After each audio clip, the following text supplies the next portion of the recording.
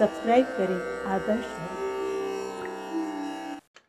हरिः सर्वेषु भूतेषु भागमानास्त ईश्वरः इति भूतानि मनसः कामस्तै साधु मानेत।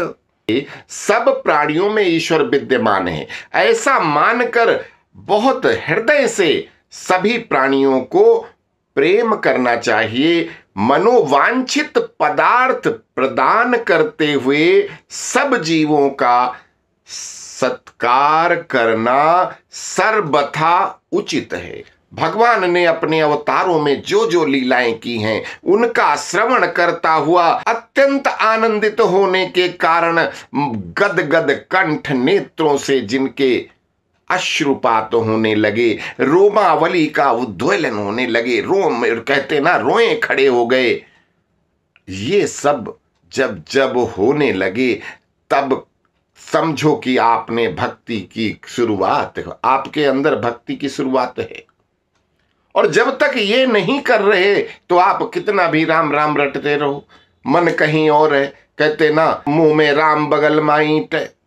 तो मन में राम रखोगे जब तन मन धन से पूरी तरह से आप ईश्वर के हो जाते हो, धन का कहीं वो नहीं, कोई लालच नहीं, कोई लोभ नहीं, तो आप भक्ति वहां से शुरू होती है। जब आप भगवान की कोई कथा सुन रहे हैं और गदगद हृदय से आपका कंठ अवरुद्ध हो जाता है, आपके आंखों से आंसू निकलने लगते, आपकी हिचकियां निकलने लगती है, बिल्कुल खो जाते हो। जब कृष्ण जी की लीला का वर्णन हो रहा है, राम जी की लीला का वर्णन हो रहा है, तो आप पूरी तरह से उसमें जब खो गए तो समझ लो कि आप अब भक्ति की पहली दूसरी सीढ़ी पर चढ़ रहे हो। और जब आप ध्यान में तल्लीन हो जाएं तो इस प्रकार की प्रीति होने पर ही आपका ये जो 5 दुश्मन हैं, माया, मोह, अहंकार, काम, क्रोध, इन सब से आप छूट जाते हैं। सब बंधनों से छुटकारा पाकर प्रभु की तरफ आपकी लव लग जाती है। इसीलिए सच्चे हृदय से भगवान का भजन करना चाहिए।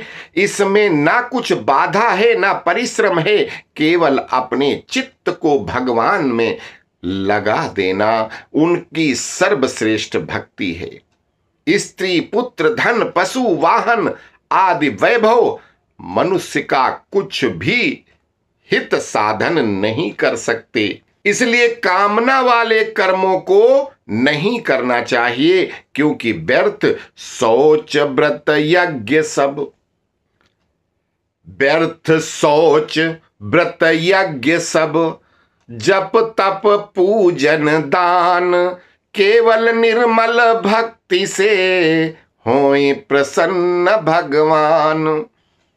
अब तक असंख्य देवता, मनुष्य, ऋषि आदि के अतिरिक्त दैत्य, यक्ष, राक्षस, स्त्री, सूद, खग, मृग तथा क्रूर कर्मा जीव भी भगवान की भक्ति करके उन्हीं के भाव को प्राप्त हो चुके हैं। भगवान की अखंड भक्ति और सब जीवों में उन्हें स्थित मानना सांसारिक जीवों का परम पुरुषार्थ है। अस्तु। जय श्री राम।